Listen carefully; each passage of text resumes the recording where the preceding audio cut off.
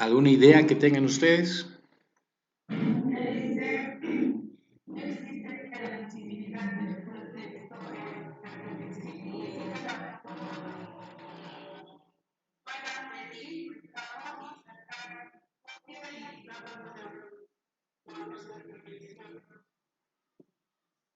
Podría ser, podría ser. Ahora no olviden, bueno, yo las veces que he estado ahí por Punata y cuando fui a hacer fotocopiar, las fotocopias son caritas ahí en Punata, ¿no? Es 20, 25 centavos. Y acá en Cochabamba hay hasta hay de 0,8 o de 10 centavitos la fotocopia, o sea, de alguna manera acá le sale más económico y o tal vez podríamos considerar si alguno de ustedes podría venir, saco yo a ver, son 10 personas, saco unas 10 fotocopias y les indico cuánto va a ser el costo de la fotocopia y si lo quieren anilladito o solamente engrapado, les aviso y si están de acuerdo lo pueden recoger, dejarlo en dirección y cada uno podría tal vez ir a retirarlo, ¿no? O recogerlo de dirección. ¿Qué les parece esa opción?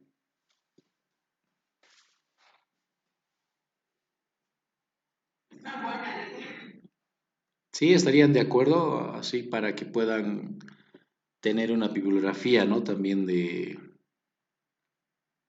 contabilidad de sociedades. Ahora fíjense de que también el pasado año a sus compañeros que ahora están en tercero, igual les facilité una fotocopia de un libro de contabilidad intermedia, ¿no? Donde está contemplada igual toda la información necesaria y sí les va a servir a ustedes como una referencia bibliográfica exacta, precisa, porque es actualizado ese libro al 2019, o sea, el año pasado ha sido su última actualización. Es de dos autores, de dos colegas y amigos de la Universidad Mayor de San Simón, ¿no? Entonces, les voy a enviar una fotito ahí a Edmodo o a Classroom o al grupo para que lo vean y si están interesados me avisan, igual les puedo facilitar esa fotocopia, ¿no? Porque el libro original está a 90 bolivianos. Algunos de sus compañeros se compraron original, me dijeron queremos original, eran tres o cuatro de sus compañeros y el resto una fotocopia y la fotocopia es igual, ¿verdad? Lo importante es tener la información. Entonces, vamos a ir entonces determinando bien todos estos aspectos y al finalizar la clase vamos a acordar bien en qué vamos a quedar con respecto a sociedades. ¿Ok? Bien, comencemos entonces las clases correspondientes al día de hoy.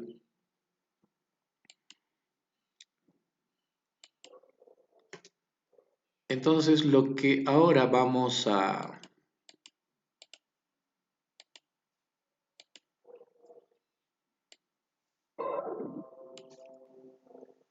estudiar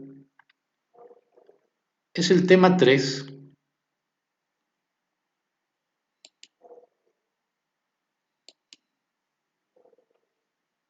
Sí, fíjense, acá está. Entonces, nosotros ya habíamos realizado el estudio del primer elemento del costo. ¿Sí? No olvidemos de que para poder determinar el costo unitario de un producto terminado, se debe realizar un control, determinación, acumulación, distribución y asignación de los costos correspondiente a los tres elementos del costo, ¿no? Y ahí hacemos referencia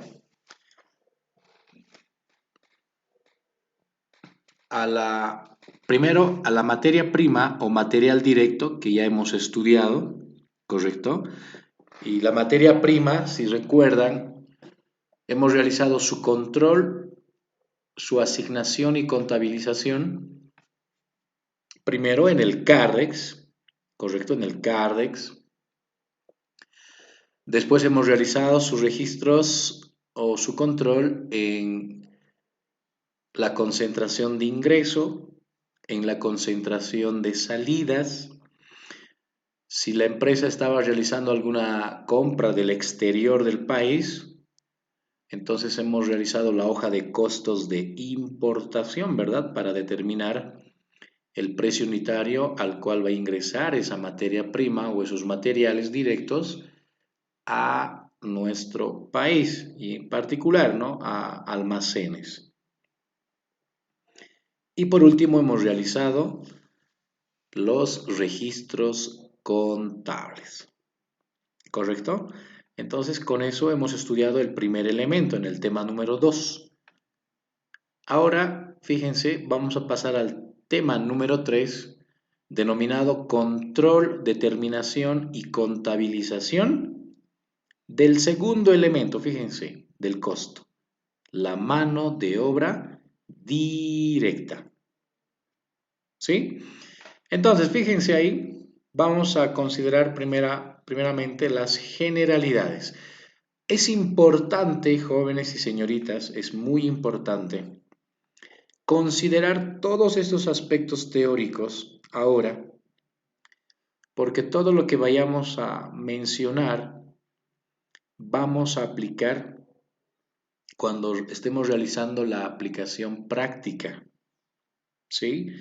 Entonces es importante de que consideremos todos estos aspectos y si durante el desarrollo que voy a realizar de este tema hay alguna duda, ustedes me hacen las consultas, preguntas respectivas.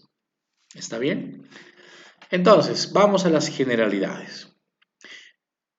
Y comenzamos. Antes de comenzar con esto. Ustedes muy bien llevaron en contabilidad 1 o conta básica y ahora están en conta 2 o conta intermedia. No olvidemos de que la contabilidad 1 y la contabilidad 2, la básica y la intermedia, son asignaturas o materias donde aprendemos, ¿verdad? Aprendemos o adquirimos conocimientos acerca de los registros y el tratamiento contable de todo el ciclo de las empresas, ojo, de las empresas particularmente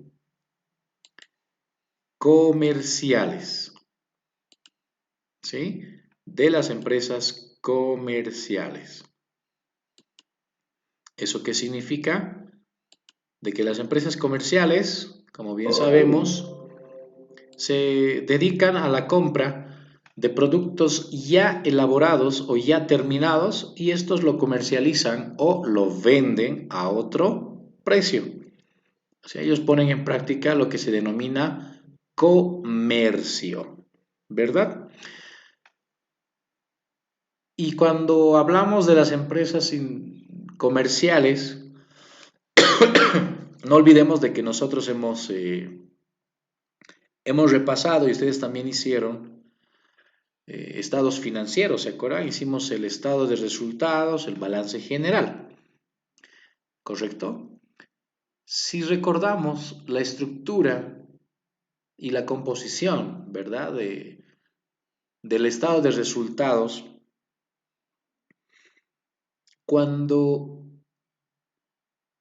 se inicia el segundo cuerpo del estado de resultados, que eran los gastos de operación, ¿se acuerdan? Gastos de operación. Entonces, en esos gastos de operación les había indicado de que vamos detallando todos aquellos gastos en los que ha incurrido la empresa, pero que estos gastos son necesarios para generar ingresos, ganancias, ¿correcto? Y ahí habíamos mencionado particularmente a los sueldos y salarios, ¿no? Los sueldos y salarios, alquileres, seguros, gastos generales, servicios básicos, depreciación del activo fijo, castigo de gastos de organización, pérdida en cuentas incobrables y otros, ¿correcto? Pero haciendo referencia al primer concepto, que son los sueldos y salarios. En una empresa comercial, como pueden ustedes fijarse y advertir a la vez, en esa cuenta nosotros registrábamos los sueldos de todo el personal, tanto de administración como de los vendedores, los jefes, los supervisores, los distribuidores, la secretaria, el contador, el, el mismo recepcionista de la empresa, hasta incluso el conserje o portero o portera. Entonces, todos esos sueldos, fíjense, se agrupan en una sola planilla, y se lo carga a esta cuenta de egreso-gasto, sueldos y salarios, en el estado de resultados. ¿Correcto? Eso es lo que se realiza en una empresa comercial, ¿sí? Pero ahora fíjense, lo que vamos a considerar es nosotros esos sueldos y salarios, pero del área, ojo, solo del área productiva en una empresa industrial. Solo de la área, de las secciones o de los departamentos donde se produce o se transforma la materia prima en producto terminado. ¿Está bien? Entonces tomemos muy en cuenta ese concepto. Solo que ahora ya no vamos a decir sueldos y salarios, ¿no? Vamos a, sino considerar mano de obra directa como segundo elemento del costo de producción, ¿sí? Pero cuando hablamos o hacemos referencia a la mano de obra directa, nos estamos refiriendo a los sueldos y salarios, pero del personal de producción, ¿ok?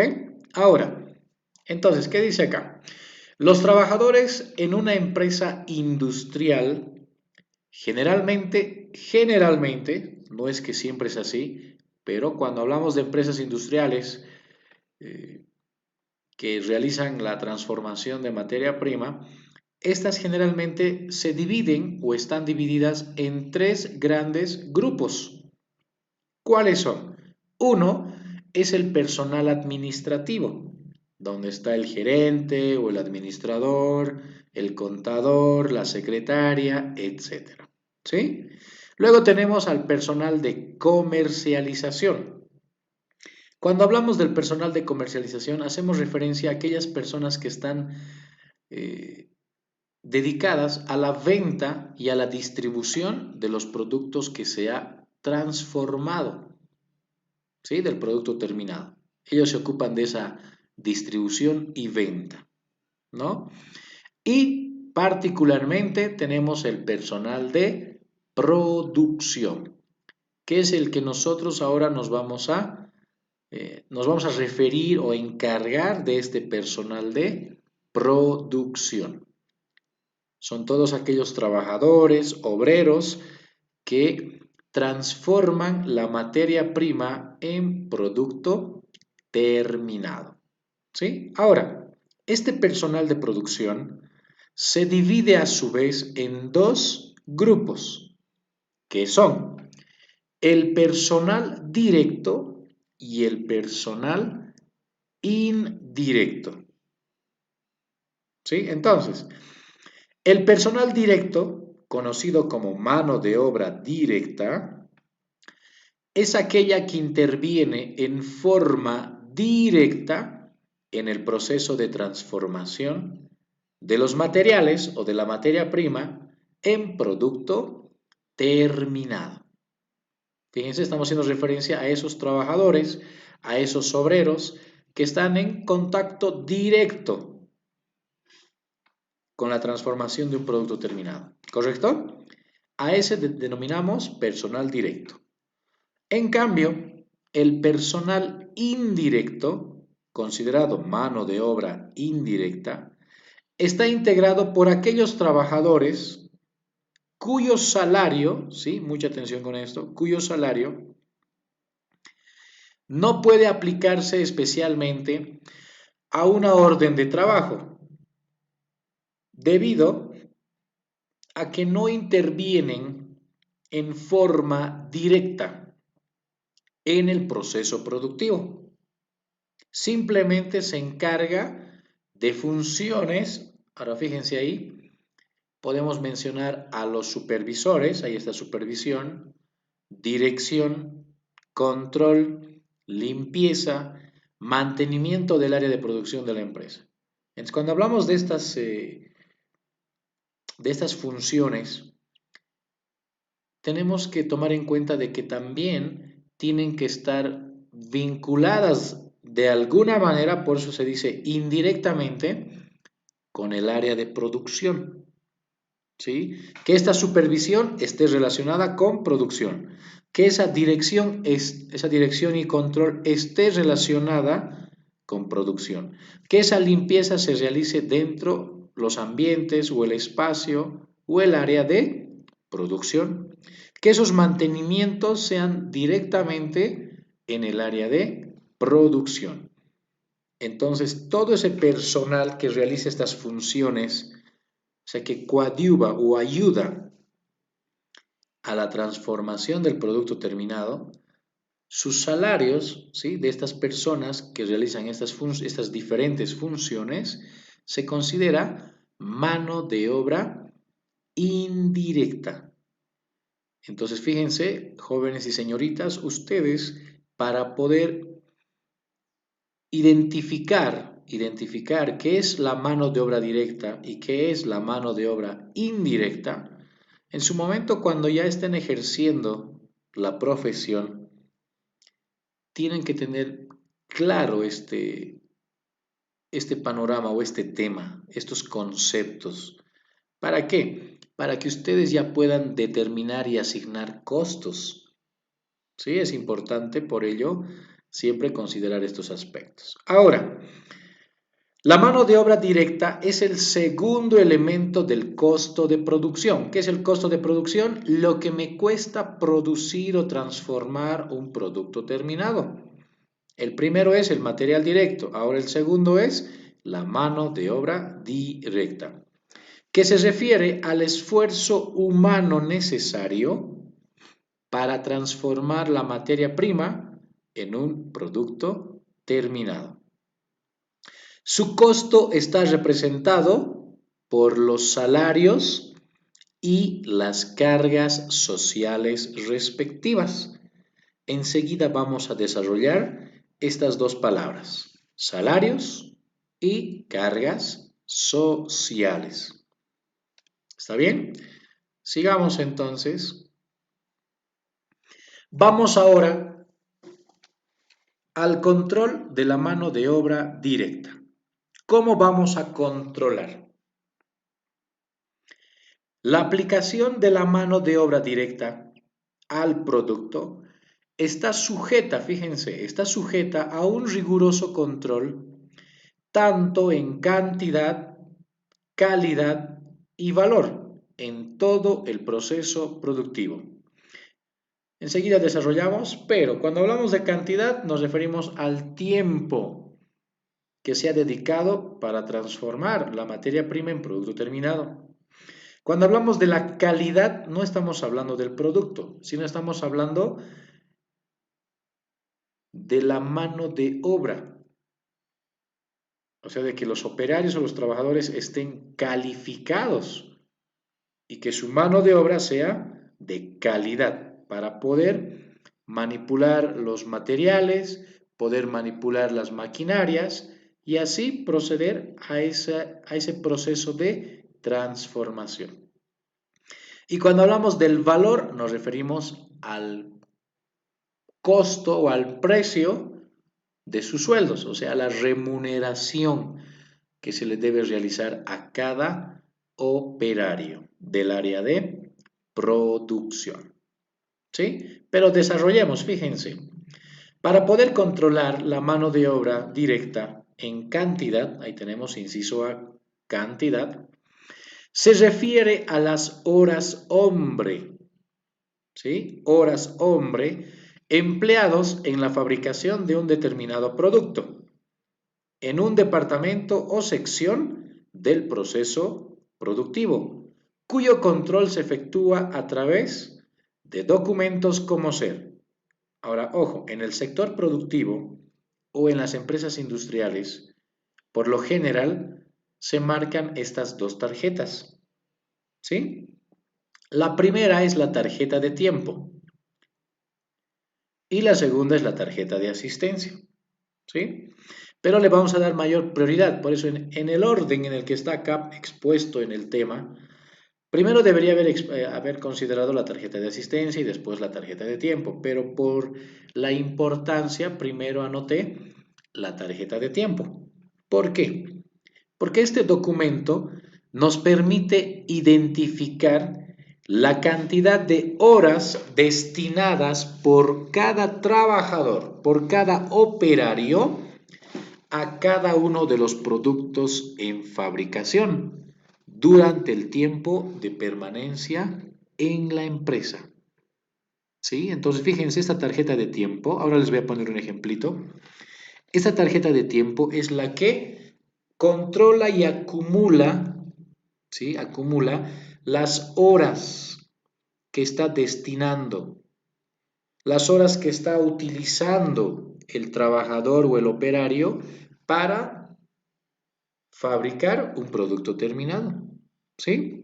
Ahora, cuando hablamos de la tarjeta de asistencia, dice, este documento es utilizado para dar evidencia de que el operario ingresa, o sea, entra y sale o se retira de su fuente de trabajo, o sea, de la empresa, por los horarios establecidos en el reglamento interno de la misma. Esta tarjeta, la de asistencia, sirve para respaldar si el trabajador ha realizado además horas extras y en qué horario o si el mismo ha fallado. ¿Qué significa eso? Si el trabajador no fue a trabajar, faltó, con o sin permiso, ¿no?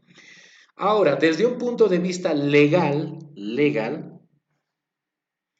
el libro de asistencia y el libro de accidentes de trabajo es obligatorio llevarlo de acuerdo a disposiciones del Ministerio de Trabajo. Ahora, estos dos conceptos al final. Ustedes llevaron ya la materia de legislación laboral y seguridad social, ¿correcto? Y ahí estudiaron estos conceptos previos y ahí en la lectura de la ley, me imagino que consideraron, ¿verdad? O también pudieron leer acerca de este libro de asistencia y este libro de accidentes de trabajo. Y estos de alguna manera son obligatorios para aquellas empresas del sector productivo, o sea, donde utilizan algún tipo de materia prima o material directo y lo transforman en productos terminados. ¿Correcto? Ahora, un ejemplo para que se pueda entender bien cuándo utilizar una tarjeta de tiempo y cuándo utilizar una tarjeta de asistencia. Vamos a suponer de que Raúl, ¿sí? Raúl, Pablo, trabajan en la empresa industrial donde las propietarias, vamos a suponer que son Hilda y Beatriz. Hilda y Beatriz tienen una empresa industrial, suponiendo que ellas trabajan con cuero, o sea, son una empresa industrial de marroquinería.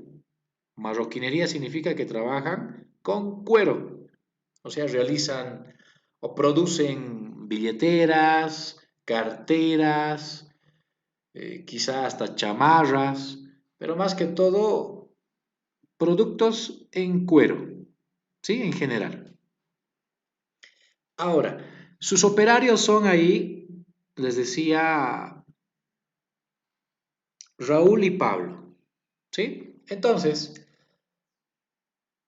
cuando Raúl y Pablo llegan a la empresa, ¿sí? Lo primero que deben, todos los días, de lunes a sábado, lo primero que deben marcar es su tarjeta de asistencia. ¿Está bien? Entonces llegan a la empresa y lo primero que marcan es la tarjeta de asistencia. ¿Por qué la tarjeta de asistencia? Como decía ahí el texto, esta tarjeta es un documento que va a respaldar, por eso dice ahí, da evidencia. Va a respaldar de que Raúl y Pablo están ingresando, o sea, están entrando a la empresa. ¿Correcto? Suponiendo que su hora de entrada a la empresa es a las 7:30. Entonces, tanto Raúl como Pablo marcan a las 7:30 esa tarjeta de asistencia. Están entrando a la empresa. ¿Ok? Luego se dirigen a almacenes. Ahí verifican si hay materia prima, hacen su pedido respectivo y se dirigen al área de producción a las 8:30. Ojo, están dentro de la empresa, pero a las 8:30 están ingresando al área de producción. ¿Sí? Entonces, en cuanto ingresan al área de producción, Raúl y Pablo tienen que marcar su tarjeta de tiempo. ¿Por qué? Porque a partir de ese momento se va a empezar a contabilizar, se va a empezar a acumular las horas que emplean tanto Pablo como Raúl para la transformación de la materia prima en producto terminado. Dentro del área de producción, ellos, ¿qué van a hacer? Hacen la manipulación del material directo o materia prima, realizan la manipulación o manejo de la maquinaria, ¿sí? Entonces, ¿qué están haciendo? Ya están empezando a transformar el producto terminado. ¿Correcto? Esa, la materia prima está transformando para llegar a un producto terminado o acabado. Entonces, ahora fíjense, suponiendo de que en el área de producción Raúl y Pablo estuvieron hasta las 12:30 del mediodía y salen. En cuanto salen, fíjense de que ellos tienen que marcar esa tarjeta de tiempo porque ya no están produciendo. ¿Sí? Y a las 6 de la tarde o a las 5:30, ellos marcan su tarjeta de asistencia. ¿Por qué? Porque se están retirando de la empresa. Entonces, fíjense cómo se controla la cantidad de horas o la cantidad del tiempo, uno, de permanencia en la empresa, dos, del tiempo o las horas que emplean para la transformación de la materia prima en producto terminado. Entonces, tomemos en cuenta esto, ¿sí?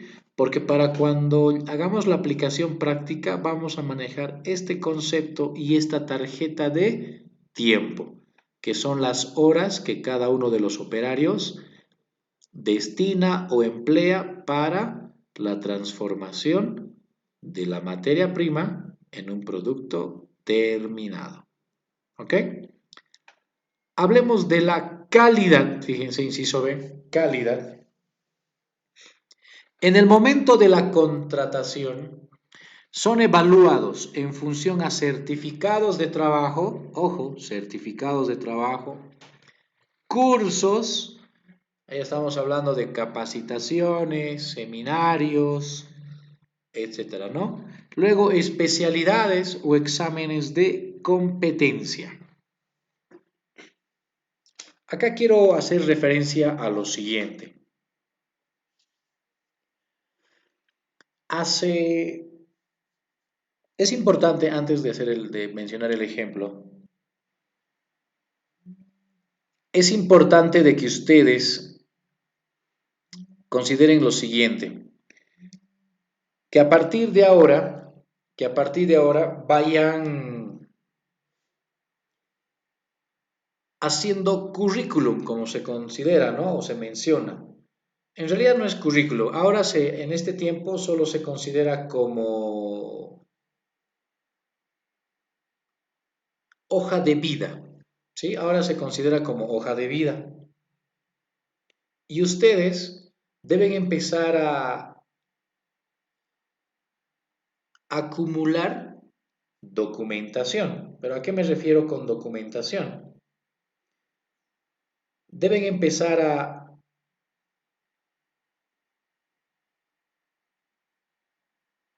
participar de seminarios, talleres.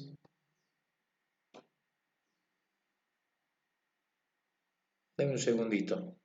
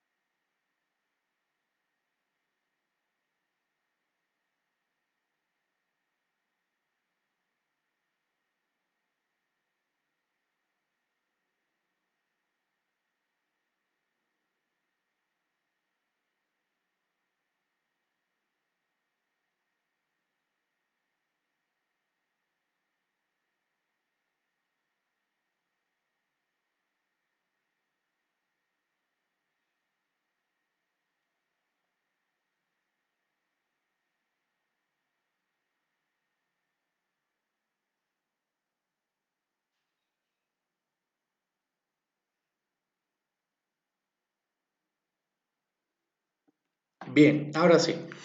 Entonces, disculpen, les decía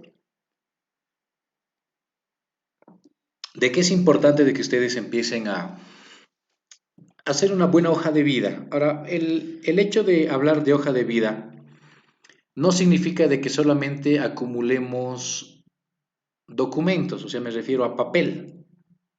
Sí es importante porque respalda, eh, si hablamos de certificados de trabajo, respalda la labor que hemos realizado en alguna institución o en alguna empresa, ¿correcto? Cuando hablamos de certificaciones de participación o asistencia, eh, ahí obviamente tenemos que igual considerar si hemos participado de algún taller, alguna capacitación, algún seminario. Y en este punto quiero ser muy preciso, si vale el término.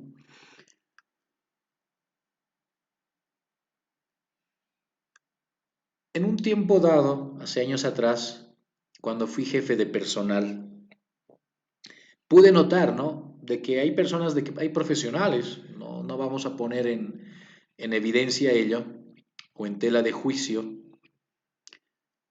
o vertir criterios al respecto, pero fíjense de que he logrado ver hojas de vida que contenían 5 hojas, como también con sus respaldos, ¿verdad? Con sus respectivos respaldos, hasta hojas de vida, que entonces se llamaba currículum, hasta de 100 hojas.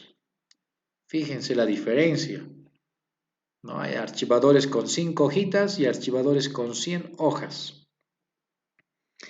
Pero fíjense, el hecho de que vayamos acumulando nosotros currículum, ¿no? O currícula, hoja de vida, documentación, certificaciones, es importante de que participemos.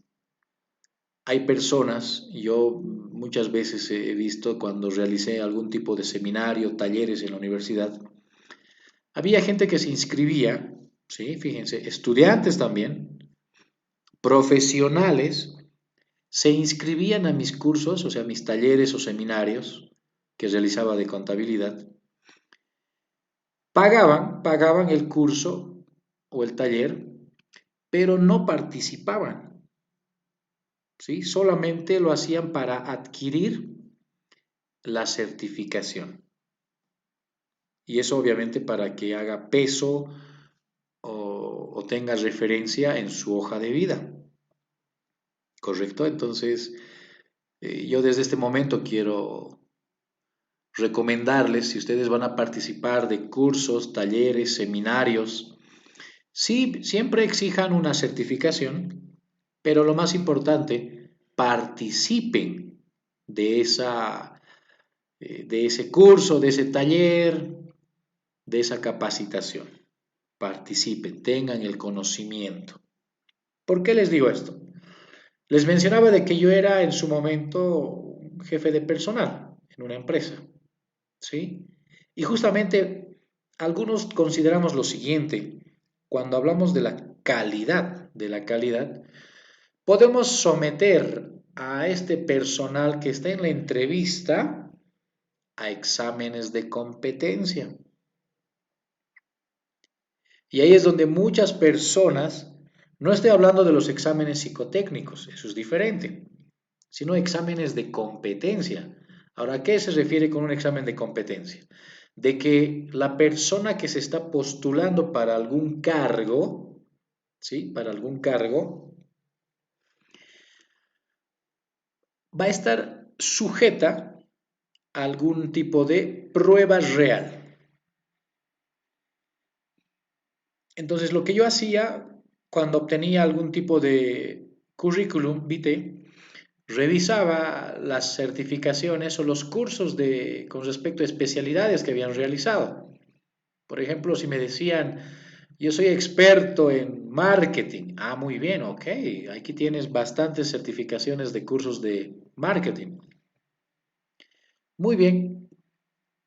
Entonces, en este momento, y lo que yo hacía era agarrar un lápiz, agarrar cualquier producto que estaba ahí en la mesa y decirle, o cualquier artículo, ¿no? Ok, quiero que me vendas esto ahora. Véndemelo. ¿Qué estrategia vas a utilizar? Y ahí me decían, pero ahora, en este momento, tengo que hacerlo. Sí, quiero que me vendas. O dime cómo podrías vender este producto. ¿Qué mecanismos vas a utilizar? ¿Cuál va a ser tu propuesta de trabajo? Y fíjense que muchas personas ahí se aplazaron en los exámenes de competencia, porque solamente figuraba eso en un papel, pero fíjense, jamás habían participado de un curso, de un taller. Solamente pagaban la inscripción y recogían sus certificaciones. ¿Correcto? Ahora, también con respecto a esto de la calidad, ahora enfocándonos en el tema, en las empresas industriales, lo que ahora realiza cada empresa para contratar e incorporar personal a la empresa o al área de producción, vamos a mencionar lo siguiente, ¿ok? 1998, fíjense, estamos hablando de hace 22 años aproximadamente o más. Sí, 22 años. Fíjense, en 1998, cuando ustedes agarraban un periódico para buscar un trabajo, ¿sí? Un trabajo, ¿saben qué decía ahí? Se requiere o se necesita jóvenes o señoritas que sean bachilleres. Listo. Ese era el requisito, jóvenes, antes para poder trabajar en cualquier lugar. informal, ¿no? Y si hablamos del área de producción, solo tenías que ser bachiller y te contrataban. 1998. 10 años después, fíjense, 10 años después, el 2008.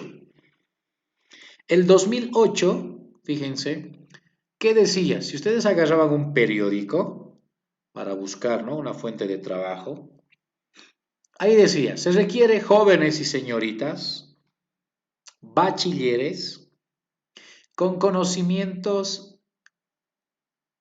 de computación, decía antes, ¿sí? Con conocimientos de computación. ¿Eso qué significa? De que ustedes tenían que saber, por lo menos, ojo, por lo menos, o básicamente, conocimientos de Windows, en su época, Windows, Word, Excel, PowerPoint, hasta ahí. 5 años después, ojo, 5 años, no voy a saltar otros 10, 5 años después, el 2000, a ver, 2008, 2013, ¿sí? El 2013, si ustedes agarraban un periódico que decía ahí, se requiere, ojo, se requiere profesionales egresados, ojo, egresados de la carrera de contaduría, economía, ingeniería financiera o de ramas afines. ¿A qué significa? Ahí entra contabilidad, lo que estamos estudiando, ¿sí? Ojo, pero egresados. Con conocimientos, ojo, fíjense que ya no decía bachiller, ya no había esa palabra, sino con conocimientos sólidos, ojo, sólidos, de Microsoft Office. O sea, ¿qué significa eso? Estamos hablando de que tenían que dominar Word, Excel, PowerPoint, Access e Internet. Y con conocimientos básicos de contabilidad. Fíjense cómo fue cambiando la demanda o el perfil para la demanda de servicios para poder trabajar en nuestra área, ¿no? 5 años después, a ver, estamos 2013, 2018 y hasta la fecha, ¿no? 2018 hasta la fecha. Si ustedes agarran un periódico, ¿qué dice? Se requiere contador, ojo, ya no dice egresado, en algunos dice egresado, pero dice se requiere contador. Ya no menciona conocimientos de Office porque ya se sobreentiende que tenemos que saber manejar Office. Pero ¿qué dice?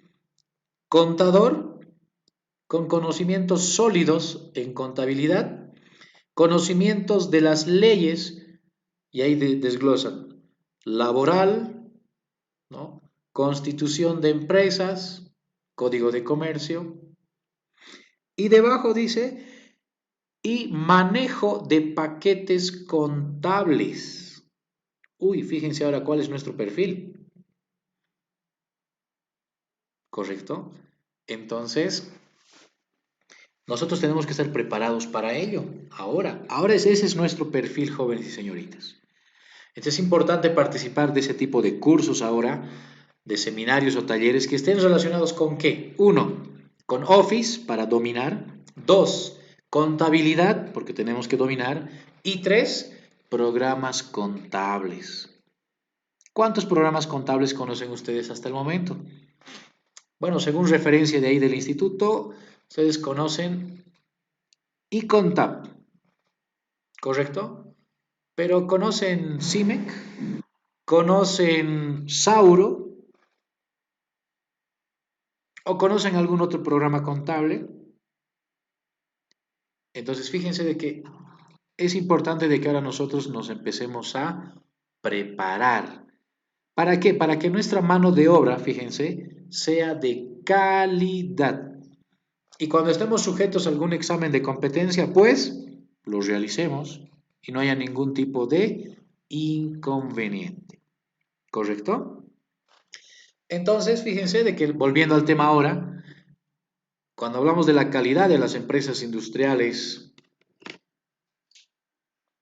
pequeñas, sí se considera, fíjense, hay una evaluación que se realiza al personal de producción. Ahora, ¿por qué se realiza esta evaluación? Porque es técnica, ojo, técnicamente hablando, si hablamos o hacemos números, fíjense que las personas que están en el área de producción y debido a esa capacitación o formación que tienen, a pesar de no ser profesionales, pero están en el área de producción, fíjense de que perciben salarios elevados. Vamos a verlo más adelante eso. ¿Ok? Eso con respecto a la calidad. Sigamos, inciso C, el valor. Entre los que podemos mencionar, entonces aquí decíamos, cuando hablamos del valor, a la remuneración, o sea, el pago que les vamos a realizar justamente por ese tiempo y también por la calidad de su mano de obra directa. Entonces, a partir de acá, ¿qué planillas vamos a llenar en la aplicación práctica? Primero está la planilla de sueldos y salarios. Este documento permite a la empresa determinar los importes de los salarios a pagar a los trabajadores. Ojo, fíjense, esta planilla de sueldos y salarios permite a la empresa determinar el valor, esos son los importes, ¿no? De los salarios o de los sueldos que tenemos que pagarle a los trabajadores del área de producción. Ojo, producción, que es en lo que nos estamos enfocando. En función al jornal por hora. Ojo, palabra clave, jornal por hora. Eso vamos a desarrollar adelante y vamos a aplicar cuando hagamos la práctica. Determinando para el efecto y cualquier otro monto adicional que se cancele con otras denominaciones como ser algún bono denominado de producción, bono de asistencia, bono de antigüedad, bono de té, bono de transporte y cualquier otro bono, ¿sí? Es aquel documento donde se registran a los empleados o trabajadores u operarios, perdón, y en el cual se determina el total ganado, los descuentos de ley y el líquido pagable. Cuando hablamos del total ganado, ¿sí? Estamos hablando de qué? Uno, del salario básico, o sea, con el que se contrata al trabajador, más su bono de antigüedad, más sus bonos u otros bonos, ¿sí? Todo lo que le vamos a entregar o le vamos a pagar al trabajador se va a resumir y totalizar en el total ganado. Luego vienen los descuentos de ley, que vamos a desarrollar más adelante, ¿sí? Está más abajo. Pero cuando hablamos de los descuentos de ley, hacemos referencia a los aportes laborales, ¿sí? Aportes laborales. Y por último está el líquido pagable. Cuando hablamos de líquido pagable, es esa diferencia que existe entre estos dos conceptos, o sea, una resta del total ganado menos los descuentos de ley. Y ese líquido pagable es el que se le va a pagar efectivamente a cada uno de los trabajadores. Ahora, existen diversos formatos para la elaboración de la planilla de sueldos y salarios. Ojo, existen diversos formatos, los cuales se acomodan de acuerdo a necesidades y exigencias de cada empresa. Tomen en cuenta esto. Pero básicamente deberá contener la información clasificada por cada trabajador. Por ejemplo, ¿qué debe contener una planilla mínimamente, no? El número de ítem, o sea, el número del trabajador, una columna donde esté registrado los nombres y apellidos de cada uno de ellos, una columna donde se indique el cargo, la fecha de ingreso, el haber básico según el contrato de trabajo, ya sea verbal o escrito o especial, el bono de antigüedad, esto en función a los años de servicio. Las horas extras, si es que existieran, ¿no? Si es que desarrollan algunos trabajos adicionales fuera de horario, los operarios. Columnas donde estén otras asignaciones.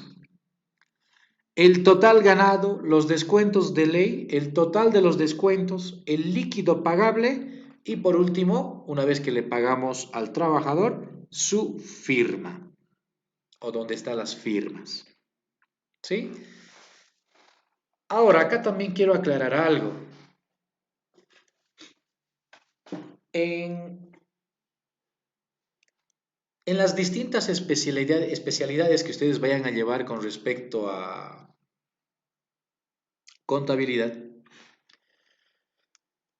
en conta intermedia o en conta básica. ¿En conta básica hicieron ustedes algún tipo de planillas? ¿Hicieron, verdad, planillas de sueldos y salarios o no? ¿Alguien que me pueda indicar? Sí, hicimos, pero ha sido la más hecho para el trabajo final. Ah, ya, muy bien, ok, gracias, Beatriz. Entonces, ya tuvieron un acercamiento, quizá no muy preciso, pero ya tuvieron un acercamiento perdón, de lo que es una planilla de sueldos y salarios de una empresa comercial, ¿correcto? Comercial. Entonces,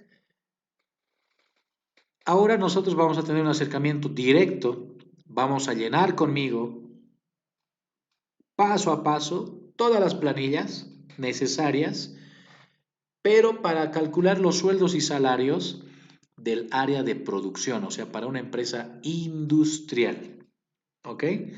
No hay mucha diferencia con la planilla de sueldos y salarios de una empresa comercial, porque también van a haber planillas de sueldos y salarios para una empresa hotelera, una empresa constructora, una empresa de transportes, una empresa agropecuaria, una empresa petrolera, una empresa minera y etcétera, en las distintas especialidades que van a llevar el próximo año, su último año, ¿sí? Entonces, lo que quiero decir es lo siguiente. Si ustedes alguna vez ingresan o quizá ya han ingresado para consultar los formatos o los modelos de planillas en Internet, van a encontrar 100.000, ojo, fíjense, 100.000 formatos. ¿Está bien? Pero ojo, no hay ninguna, bueno, aunque sí, ahora voy a hacer referencia a eso, pero una planilla de sueldos, jóvenes, ustedes como profesionales, puede ser adecuada de acuerdo a las necesidades y exigencias que tiene esta empresa.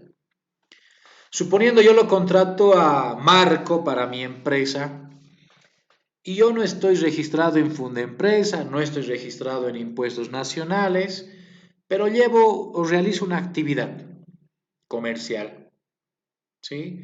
Y además tengo personal que trabaja conmigo. Yo le digo, Marco, sí, tú eres contador, ¿puedes me lo puedes elaborar planillitas para que pueda pagar sueldos? Entonces Marco va a decir, claro que sí.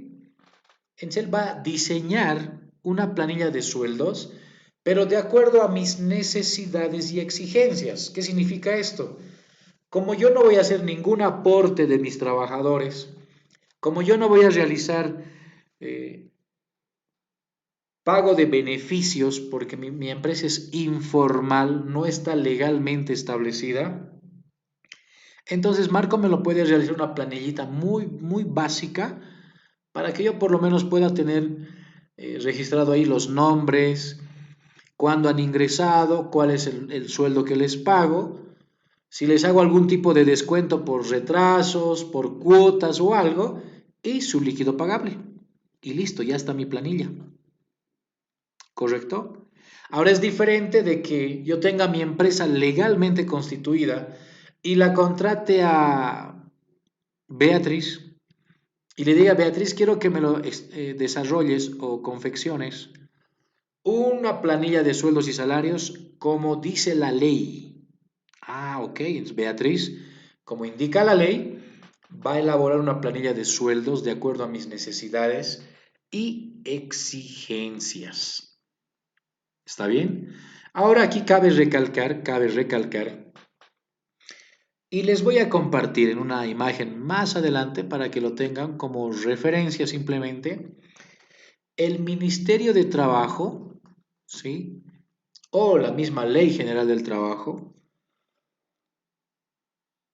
propone, propone un modelo de planilla de sueldos y salarios para las empresas comerciales. No es así para las industriales, ¿sí?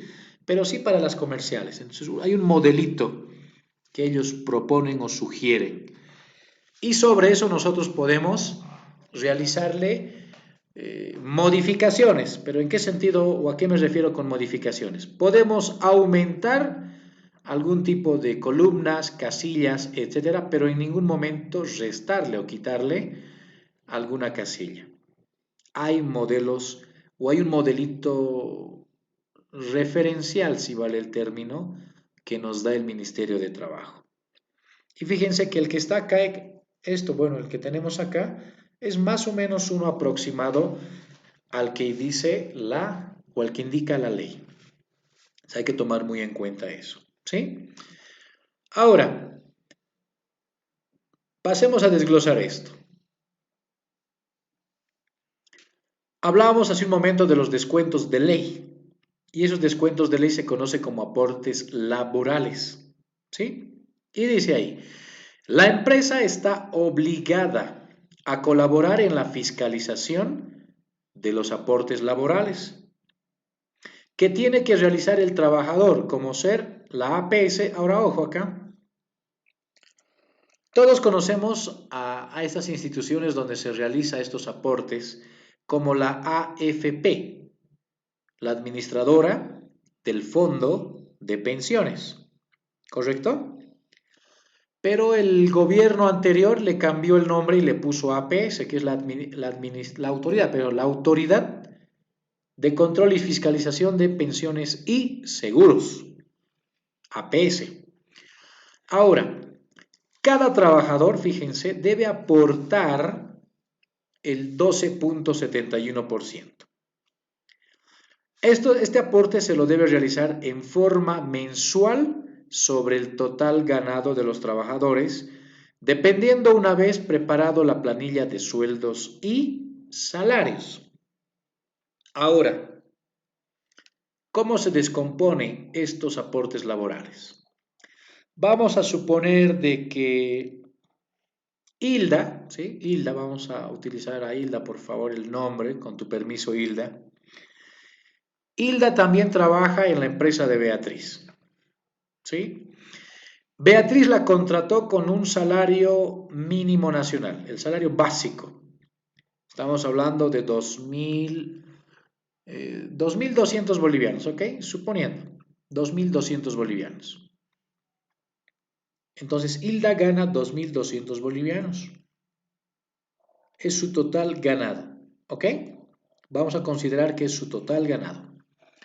Ahora, Beatriz, cada mes, ojo, cada mes debe descontarle a Hilda el 10%.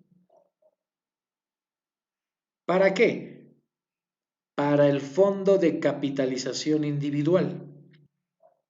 Pero entendamos esto, ¿qué significa le va a descontar? ¿Por qué le va a descontar? Porque este 10% que le va a descontar Beatriz a Hilda, este 10% va a ir acumulándose en la APS o en la AFP para Hilda. ¿Y qué significa este fondo de capitalización individual? Es simplemente para su renta de vejez. En otras palabras, para cuando Hilda se jubile, ¿sí? Cuando Hilda se jubile, ella tiene que acumular por un tiempo establecido el 10% de su sueldo para que cuando Hilda cumpla 55 años pueda realizar sus trámites de jubilación y el Estado le devuelva, ojo, no le pague, le devuelva lo que ella está guardando, lo que ella está acumulando para su vejez en su tiempo de juventud. ¿Sí? A eso se refiere este fondo de capitalización individual, 10%.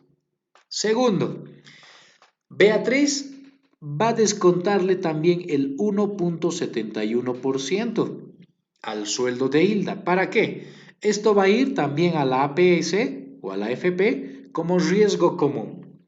¿Qué es el riesgo común? Si yo le pregunto a Hilda, suponiendo estás manejando bicicleta ahí por tu barrio y te caes, te lastimas la rodilla, te haces una herida. Es un accidente, ¿verdad? De bicicleta. Te lastimas la rodilla. Ahora, para poder curarte, tú vas a la APS o a la AFP y le dices, sí, yo hago mis aportes del 1.71%, por favor, denme ese dinero porque me hice una herida, me tengo que ir a curar. ¿Te van a dar ese dinero? No, ¿verdad?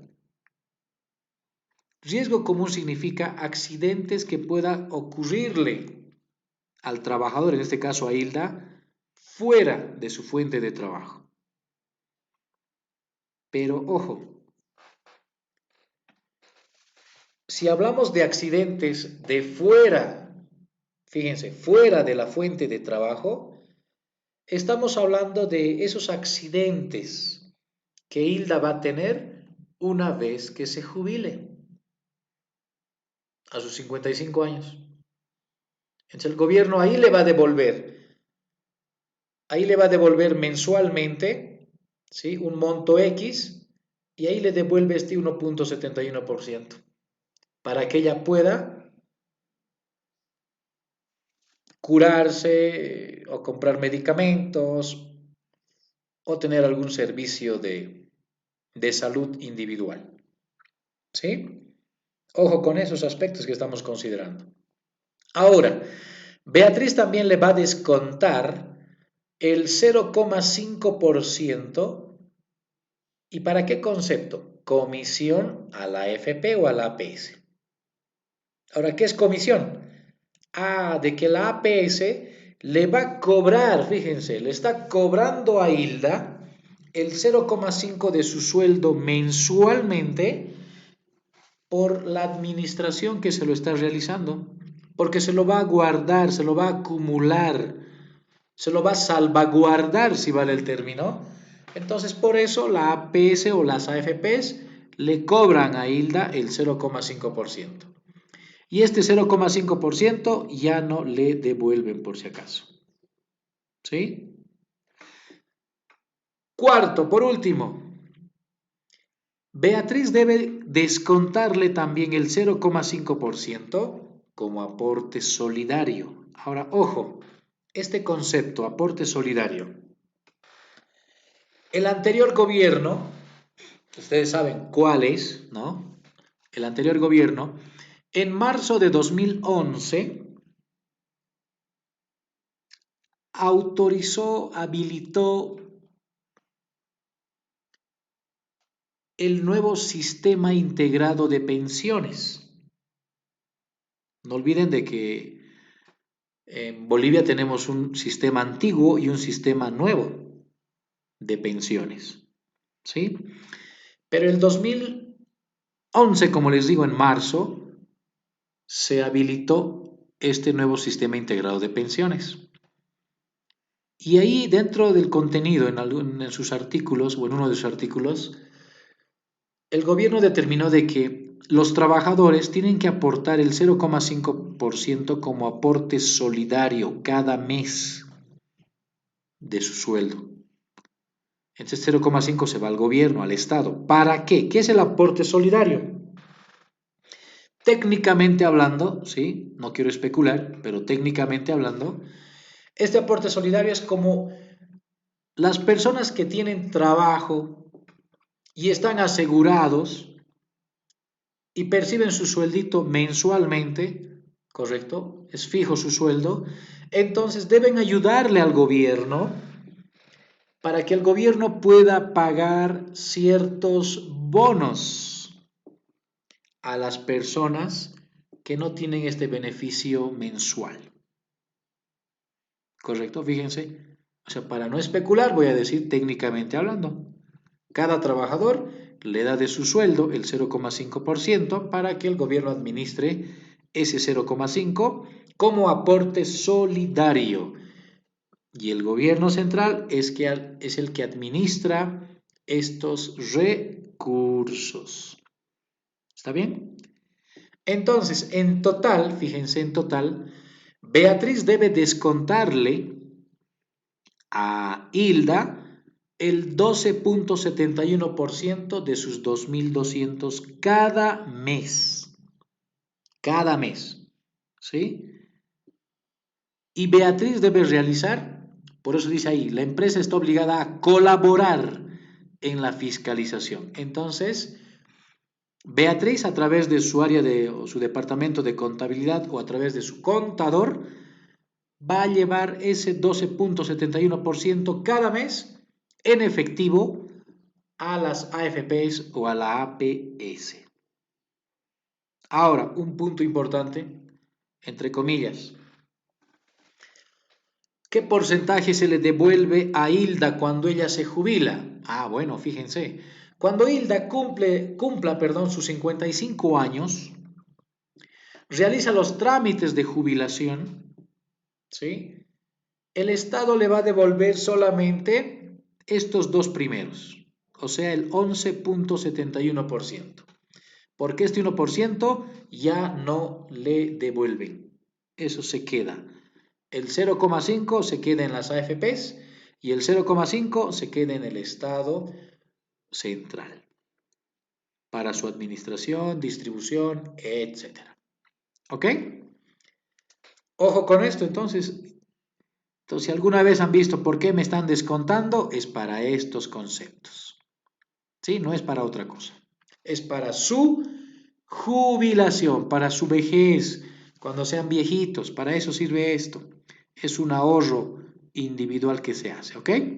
Ahora, la otra planilla que vamos a llenar. La primera era la de sueldos y salarios.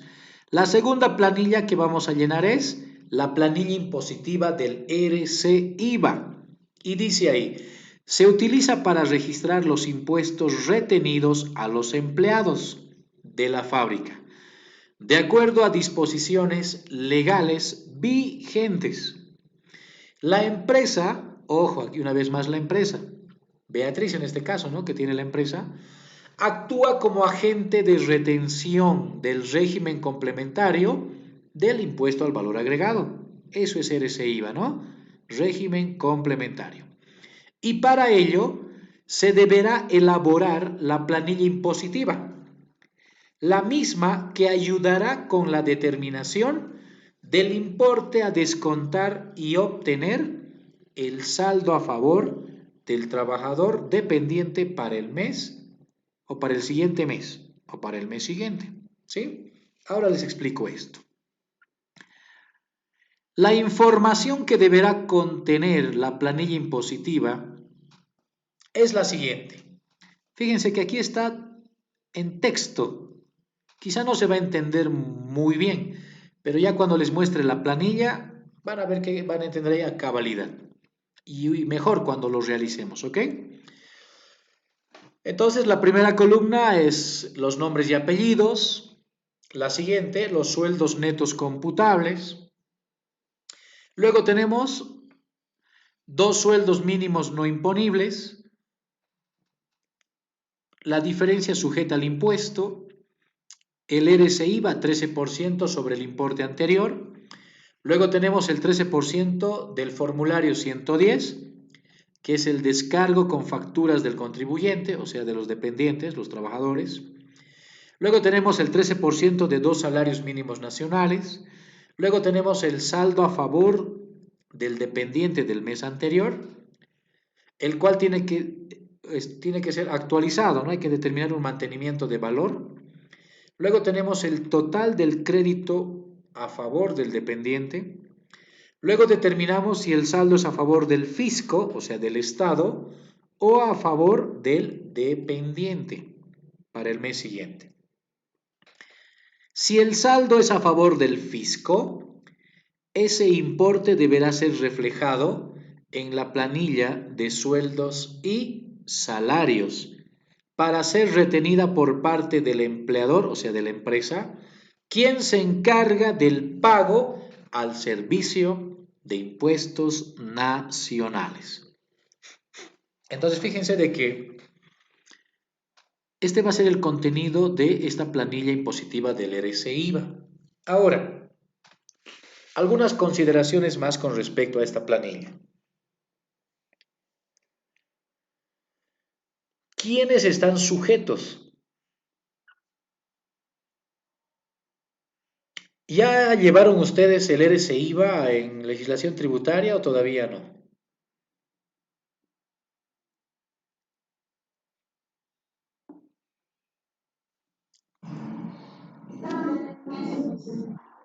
¿Están en el RCIVA?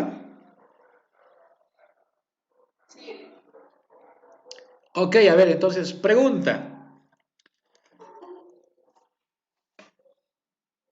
A ver, un segundito, creo que alguien se quiere conectar. Ok, aquí está. Bien, entonces, pregunta para ustedes.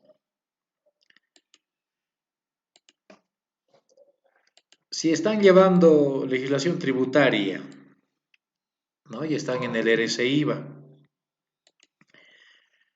¿cuál es el monto, ¿no? ¿Cuál es el monto o el valor mínimo sujeto al RCIVA?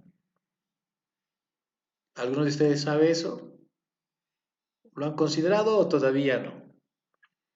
No olvidemos que el RCIVA es un impuesto que está sujeto a los sueldos, ¿correcto? A los sueldos. En otras palabras, la pregunta sería, ¿cuánto debe ganar una persona para estar sujeta al RCIVA? ¿Quién me puede responder? Sería el salario nacional. El salario mínimo nacional. ¿Es correcto? ¿Todos apoyan esa noción?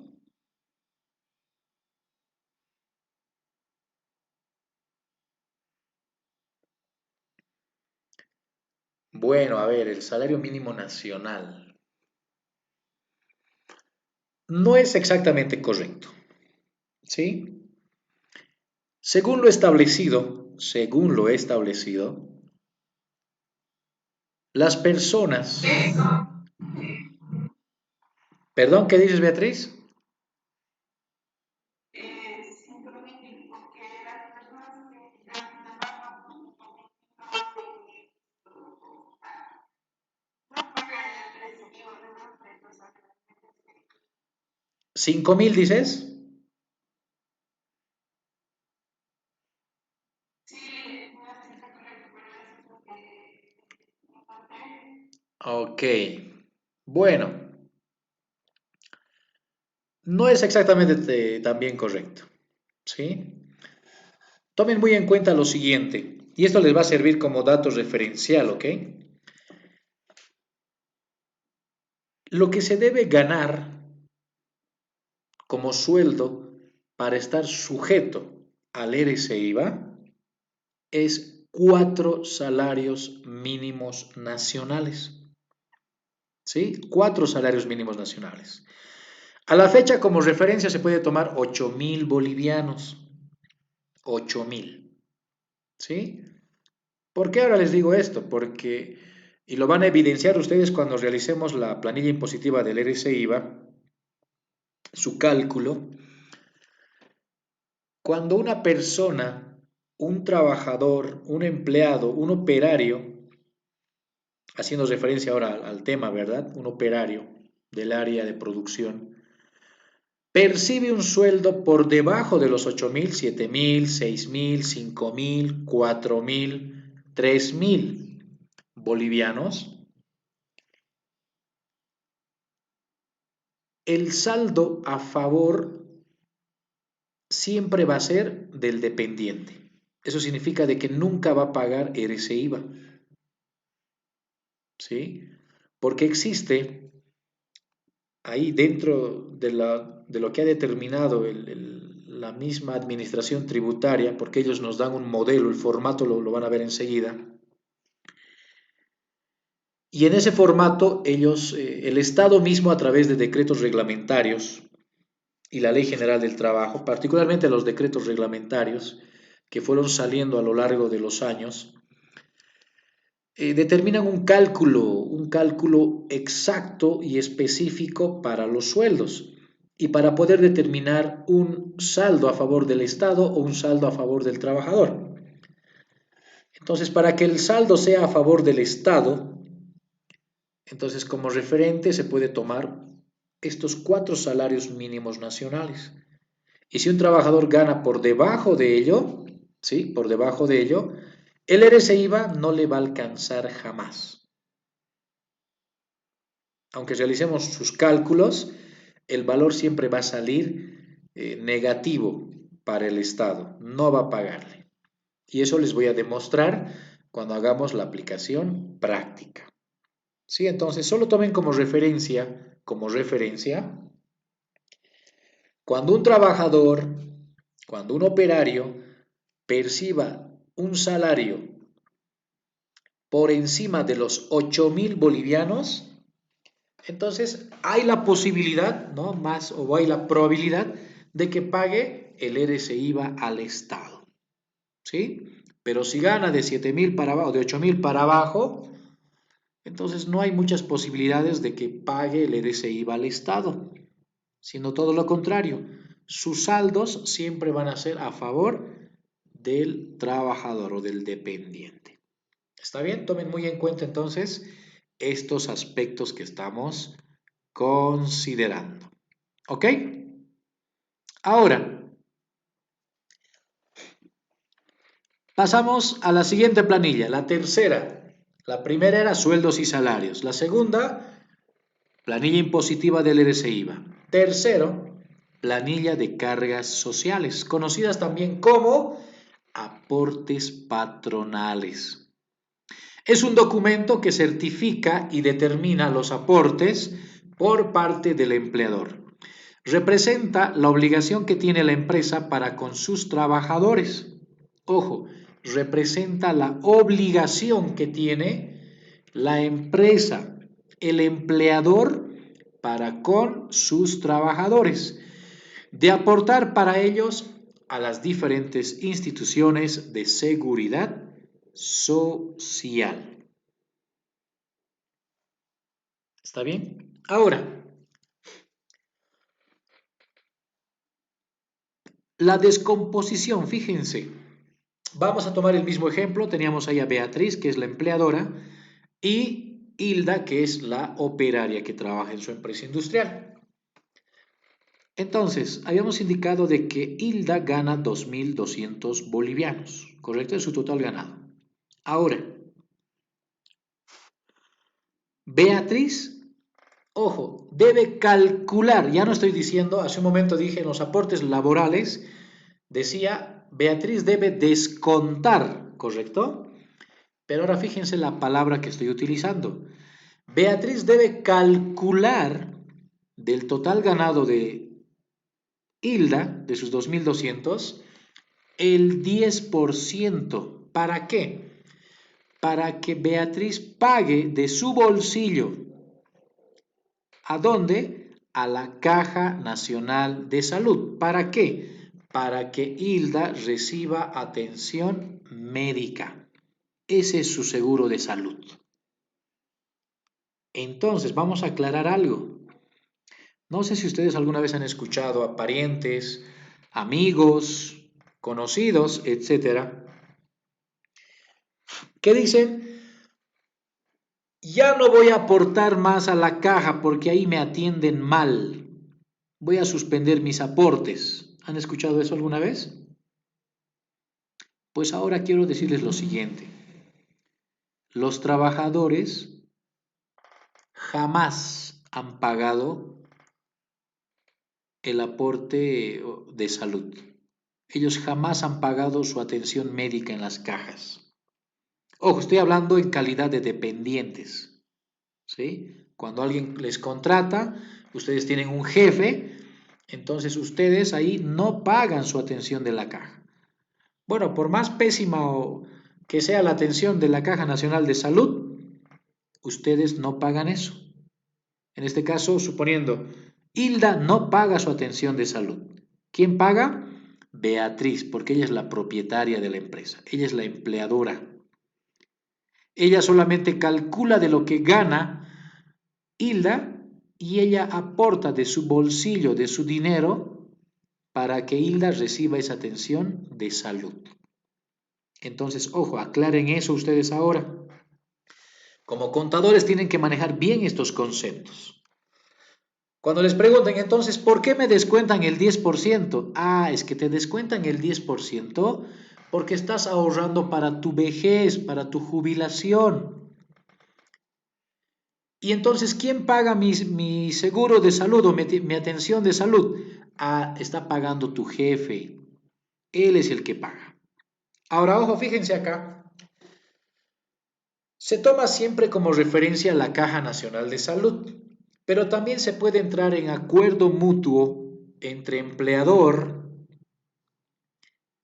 y empleado o trabajador, el poder afiliarse no necesariamente a la Caja Nacional de Salud. También existe la Caja Petrolera de Salud, la Caja de Caminos, la Caja de la Banca Privada, el seguro universitario, ¿correcto? Entonces existen otras cajas donde uno puede asegurarse o afiliarse, si vale el término.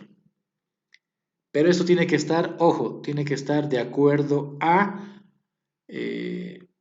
convenio entre partes, entre el empleador y el trabajador. ¿Por qué consideramos a la Caja Nacional de Salud como ejemplo? Porque es del Estado y el costo de la afiliación o desafiliación es de 100 bolivianos.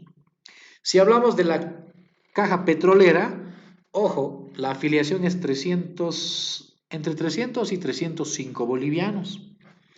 Si hablamos de la caja de la banca privada, igual su costo de afiliación puede variar, pero de la caja nacional, fíjense, es 100 bolivianos.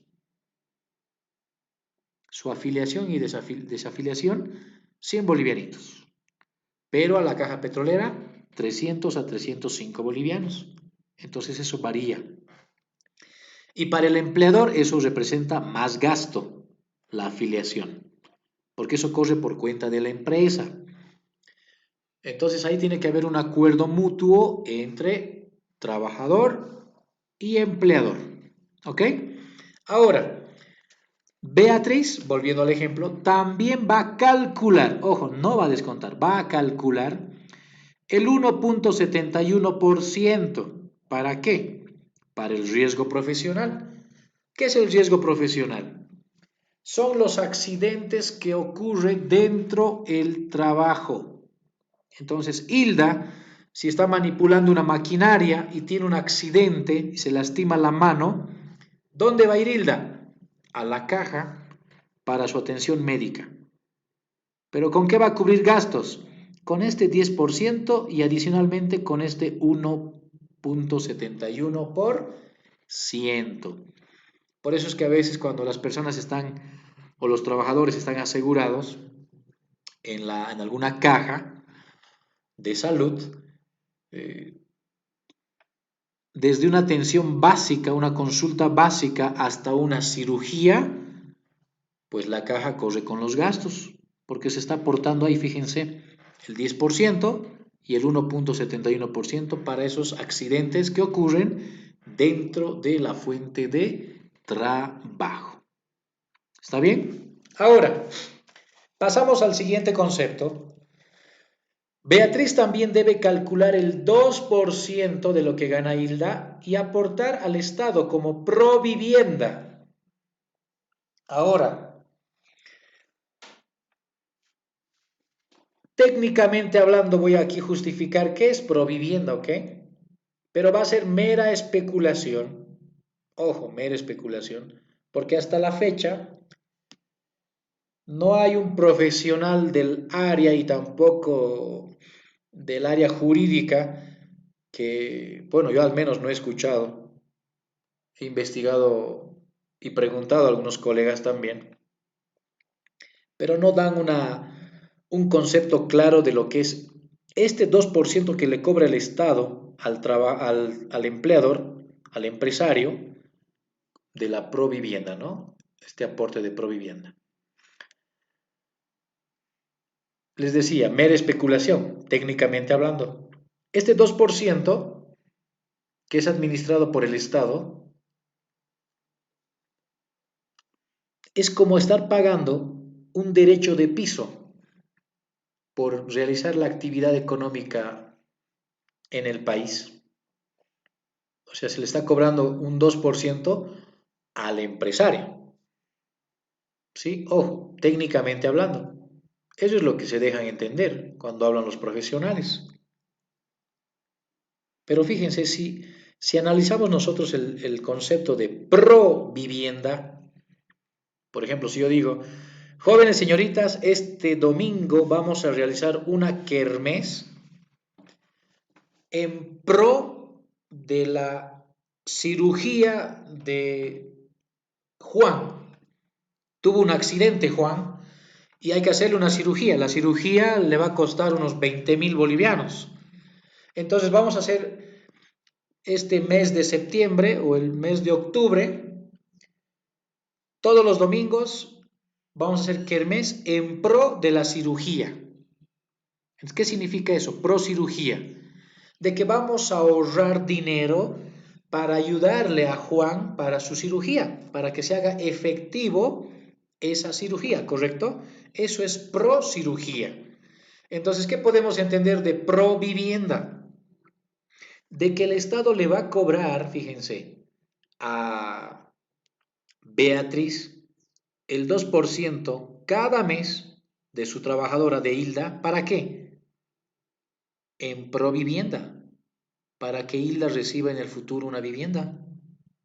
Se tendría que entender eso, ¿verdad? Literalmente hablando. Pero la pregunta es, bueno, yo al menos en estos 30 años o 20 años que tengo ya de experiencia, yo no he visto jamás en ningún gobierno de que alguno de ellos entregue a algún trabajador su vivienda después de haber trabajado o durante su periodo de trabajo. ¿Ustedes vieron alguna vez que el gobierno ha entregado una vivienda a un trabajador? Ojo, no estoy hablando de entrega de viviendas cuando hay desastres naturales, eso es obligación del Estado. Pero a un trabajador, ¿le han entregado alguna vivienda alguna vez? Esa es la interrogante que tenemos. Y por eso tenemos esta igual interrogante y explicación a este concepto que dice provivienda. Pero, nos tenemos que quedar con lo siguiente, de que Beatriz tiene que pagar sí o sí de su bolsillo el 2% al Estado como provivienda. Y ahí nos quedamos. Por eso les dije hace un momento, mera especulación todo lo que dije. Porque no hay un concepto o aclaración clara de lo que representa esa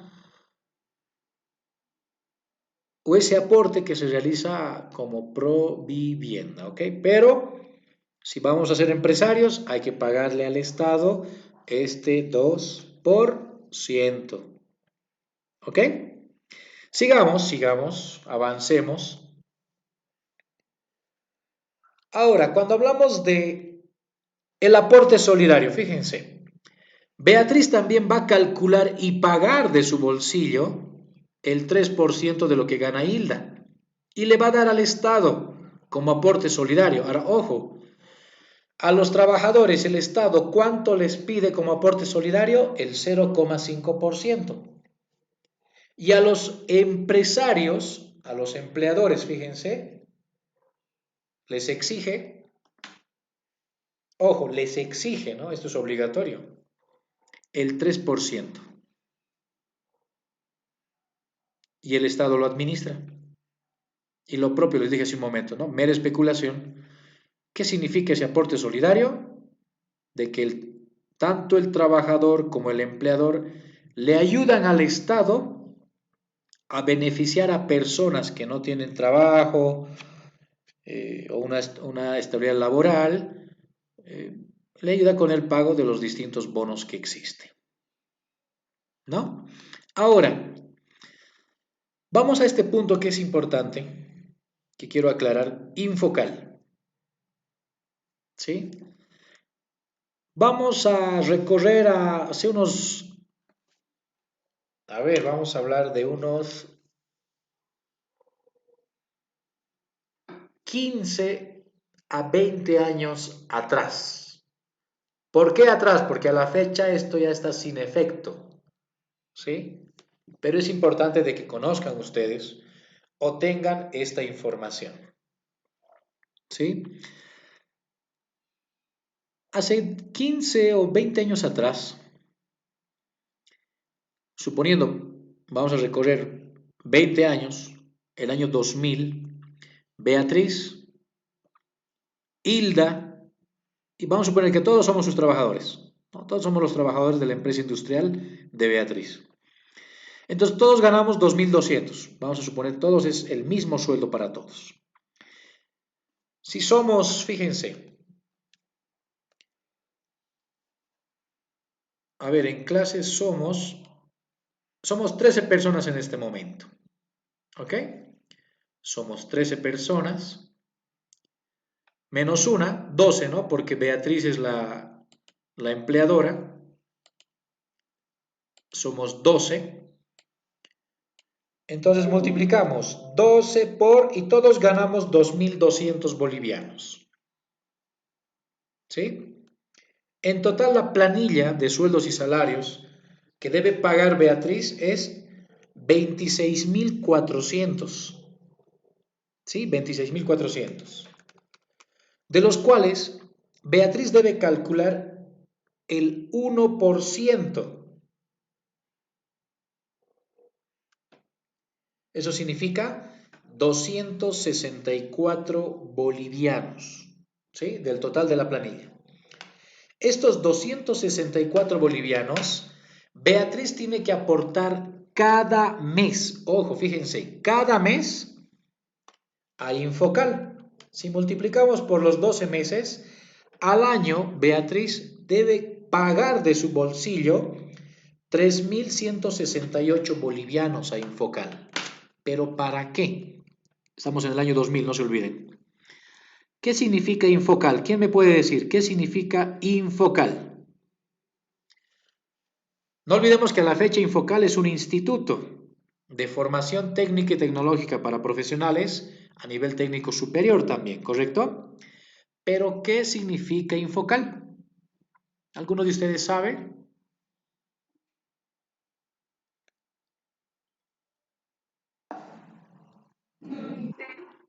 Ok.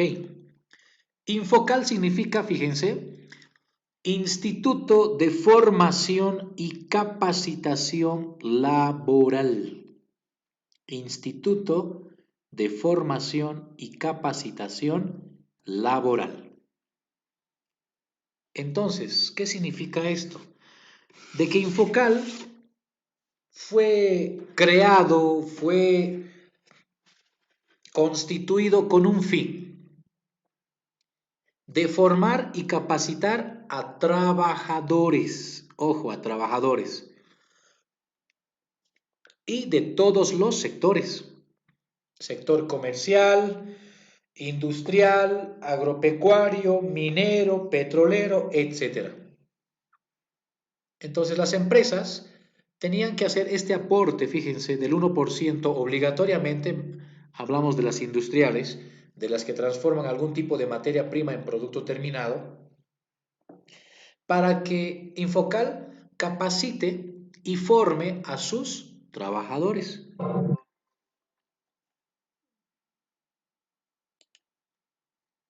¿Sí? Entonces, Infocal era el que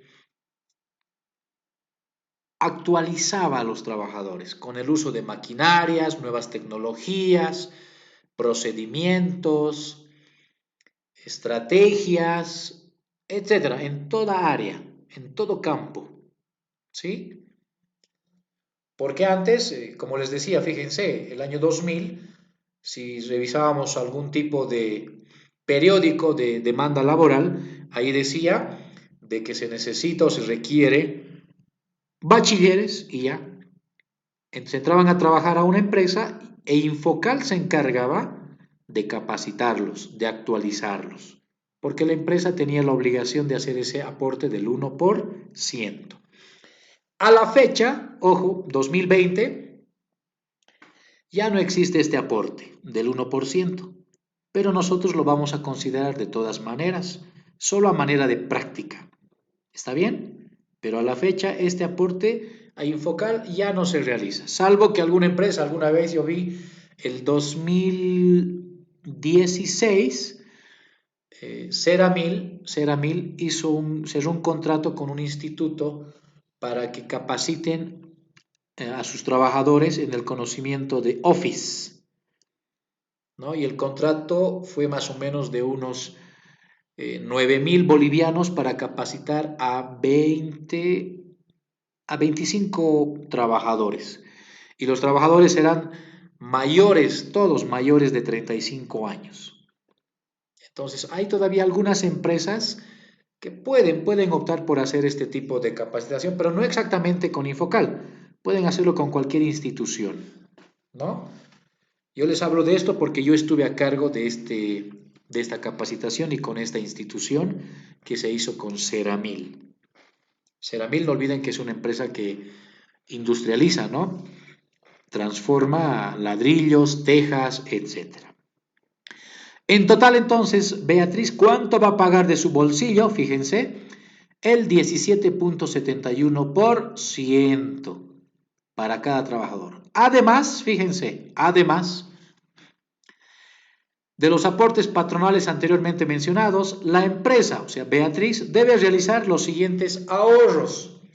Beatriz debe ahorrar el 8.33 como provisión para aguinaldos. ¿Qué significa? El bono de Navidad para pagarles a cada uno de sus trabajadores. Debe calcular, fíjense, el 8.33 del total de su planilla. Esto para pagar a cada uno de los trabajadores. Luego debe calcular también del total del sueldo de cada trabajador el 8.33 cada mes para generar una previsión para indemnizaciones. Y esto ustedes también aprendieron en legislación laboral y seguridad social, ¿verdad? Un trabajador puede retirarse voluntariamente, como también se le puede retirar obligatoriamente, o sea, a la fuerza. Se le vota, ¿verdad? Y ahí nosotros tenemos que pagarle sus beneficios sociales, hay que indemnizarle. Y también, fíjense, hay empresas, las industriales particularmente, que deben crear este fondo denominado primas. ¿Qué significa las primas? Cuando una empresa industrial ha producido productos y esos productos han sido vendidos en el mismo periodo, o sea, hay una buena producción y hay una buena venta, entonces se les paga como un bono adicional las primas, que es el 8.33 del total que ganan. ¿Está bien? Esto vamos a considerar más adelante, tomen muy en cuenta todo esto. Ahora, aquí hay algunos pequeños conceptos de lo que hemos visto. La Caja Nacional de Salud consiste en el seguro médico para el trabajador cuyo aporte lo realiza el empleador. La Autoridad de Fiscalización y Control Social de Pensiones y Seguros, APS, conocido como AFP, corresponde al riesgo profesional a los cuales el trabajador está sujeto en horarios de trabajo y en su fuente laboral.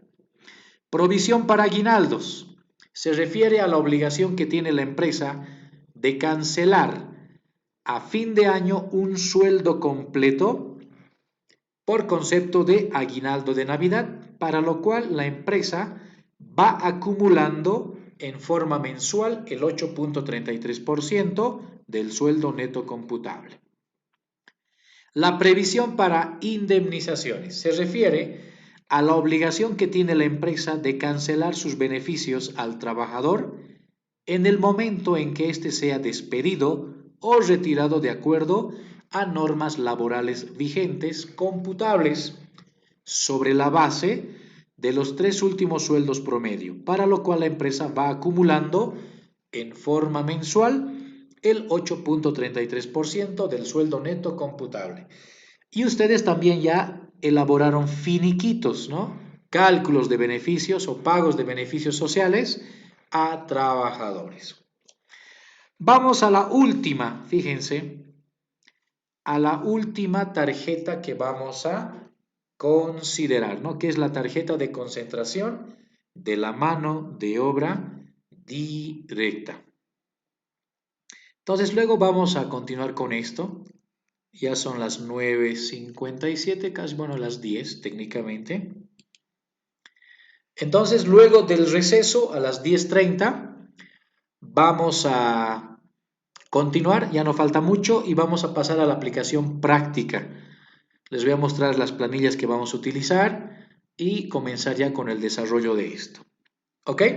Entonces nos volvemos a conectar por el mismo enlace a las 10:30. ¿Ok? Entonces vayan a descansar, a desayunar, a comer alguito.